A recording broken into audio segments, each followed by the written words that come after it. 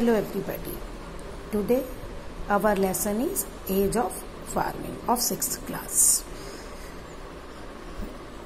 As we know, human beings lived a nomadic life for thousands of years. जब human beings अर्थ पे आए तो वो नोमैडिक लाइफ जीते थे हजारों सालों तक. मीन्स एक जगह से दूसरी जगह वो अपने खाने की तलाश में घूमते रहते थे. Eight that time they were hunters and gatherers. तो वो शिकार करते थे और खाना इकट्ठा करते थे. During the new stone age which is known as neolithic age, around 10,000 years ago, early men began to produce their own food and lead a settled life.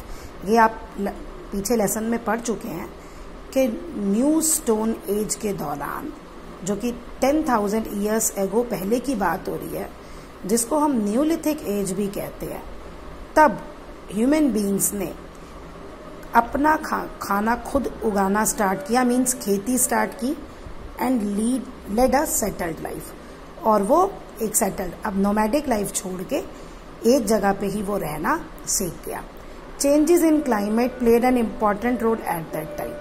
उस समय जो मौसम चेंज हुआ उसका बहुत ज्यादा असर पड़ा. A large portion of the earth surface was covered with ice sheets in the beginning of neolithic age. Neolithic as जब शुरू हुई तो अर्थ का बहुत सारा पार्ट जो था वो बर्फ से ढका हुआ था. ड्यू टू क्लाइमेट चेंज, अब जब क्लाइमेट चेंज हुआ तो ये आइस मेल्ट हुई और एरियाज बिकम हैबिटेबल. तो जगह जो है वो रहने लायक हुई. Warm climate are best suited for crops and habitation. तो अब जब ये वार्म क्लाइमेट हो गया, थोड़ा गर्म हो गया, उसी क्लाइमेट में क्रॉप्स भी आराम से उग सकती हैं और हैबिटेशन मतलब उसमें रहा भी आराम से जा सकता है. As a result dry area become open grassland and forest become dense. तो जो ड्राई एरियाज थे जहां पे बर्फ सूख गई, एकदम खत्म हो गई, वहां पे ग्रासलैंड्स बन गए और फॉरेस्ट भी बहुत ज्यादा हो गए. अब बिगिनिंग ऑफ फार्मिंग, खेती की शुरुआत कैसे हुई. Agriculture was the greatest discovery of neolithic age. Neolithic as की जो ग्रेटेस्ट डिस्कवरी है, जो बहुत बड़ी खोज है, वो एग्रीकल्चर है. During this period early humans learned the technique of sowing seeds, growing plants and finally harvesting them. तो कहते हैं शुरू में जो है क्या सीखा ह्यूमन्स ने, कि बीज को कैसे बोया जाता है, प्लांट्स को कैसे उगाया जाता है और फाइनली उसको कैसे काटा जाता है. They must have learned this accidentally और by observing the plant growing in the wild.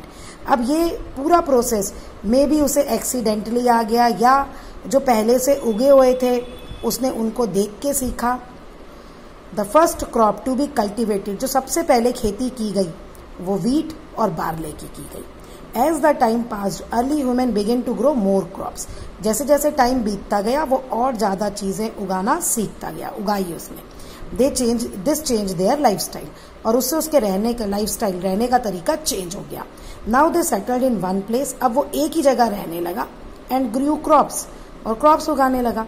From food gatherer they become food producer. अब फूड गैदरर से यानी घूम घूम के इकट्ठा करने वालों से जो है उसी को लेने से की बजाय अब वो क्या बन गया, फूड प्रोड्यूसर, यानी वो अपना खाना खुद ही उगाने लग गया.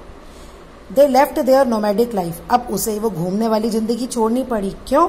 क्योंकि they had to take care of their crops, क्योंकि उसको अपने क्रॉप्स की देखभाल करनी थी. As a result they settle down. अब वो एक जगह रहने लगा and started a normal life with regular food supply. अब वहीं रहने लगा और उसे वहीं पे ही अपना खाना भी मिलने लगा, क्योंकि जो वो खेती करता था उसी से उसकी फूड रिक्वायरमेंट पूरी हो जाती थी. They made mud houses near the fields and settled there till the crops were harvested. अब उसने मिट्टी के घर भी बना लिए, जहां पे उसके खेत थे उसके पास, वहीं रहने लगा जब तक कि वो पूरी फसल को काट नहीं लेगा. This change in the life style did not take place suddenly. कहते हैं कि जो पूरा लाइफस्टाइल चेंज हुआ ये अचानक से नहीं हुआ कि जिसमें 1-2 साल लगे हों. It was spread over a long time. ये होने में लंबा समय लगा. Even while cultivating crops human still hunted and gathered food. कहता जब ये क्रॉप्स उगाता था तब उस दौरान भी वो हंट भी करता था और फूड को गैदर भी करता था. Archaeologists have found evidence of early farmers and herders all over the subcontinent. Archaeologist ने जो ये पूरी हिस्ट्री की स्टडी करते हैं, अर्थ को खोद के डिग करके जो निकलता है, उन्होंने ऐसे बहुत सारे एग्जाम्पल्स दिए हैं जहाँ पे फार्मर और हर्डर सारे सब कॉन्टिनेंट से इकट्ठे, फार्मर्स और हर्डर्स मतलब होते एक जगह घूमने वाले, वही गैदरर, उनके अलग अलग जगह से उनके बारे में एविडेंस इकट्ठे किए हैं। मोस्ट इम्पॉर्टेंट वंस, जो सबसे ज़्यादा इम्पॉर्टेंट है, वो आज है नॉर्थ वेस्ट में, in present day Kashmir, east में और साउथ इंडिया में। ये इंडिया की बात हो रही है अभी। वीट कहाँ कहाँ उगाया जाता था, राइस, ठीक है ना, Koldihwa and Mahagara in Uttar Pradesh, millets, Hallur in Karnataka. ये सारी आपको जगह के नाम दिए हैं जो उन्होंने एविडेंस इकट्ठे किए हैं हमारे आर्कोलॉजिस्ट ने। खेती करने के साथ साथ वो जानवरों को भी पालता था। This is called domestication of animals. Humans of neolithic period started to domesticate animals. अब उसने जानवरों को भी पालना शुरू कर दिया। डॉग जो था, कहते हैं शायद डॉग जो था वो पहला था टू बी टेम्ड, जिसे उसने पालतू बनाया। लेटर अदर एनिमल्स, बाद में जैसे गोट और शीप भी उसने पालने शुरू कर दिए इंसान ने। As a result there was a continuous supply of milk and related products and also of meat. अब जब उसने शीप और गोट पाले तो उसे दूध भी मिलने लगा और मीट भी मिलने लगा। Fishing and hunting also begin. अब वो फिश को पकड़ना भी, शिकार करना भी शुरू हो गया। Some animals were use in agriculture and transportation. और कुछ एनिमल्स को वो खेती के एग्रीकल्चर में, जैसे प्लो करना है तो बैल, और ट्रांसपोर्ट करना है, एक जगह से दूसरी जगह भेजना है, तो कुछ जानवर उसमें भी इस्तेमाल होने लगे। पता है, देखिए टेबल देखिए जो उसने एनिमल्स को फिर से टेम्ड किया। शीप, गोट, कैटल, मगराहा इन पाकिस्तान। अब ये जगह पाकिस्तान में चली गई है, यहाँ पे इनका, ये सारे अब जगह के नाम है आपके, जहाँ पे वो जो लोग रहते थे उन्होंने जिन जिन एनिमल्स को टेम किया। नेक्स्ट है आपका इन्वेंशन ऑफ व्हील, बहुत ज़्यादा इंपॉर्टेंट है।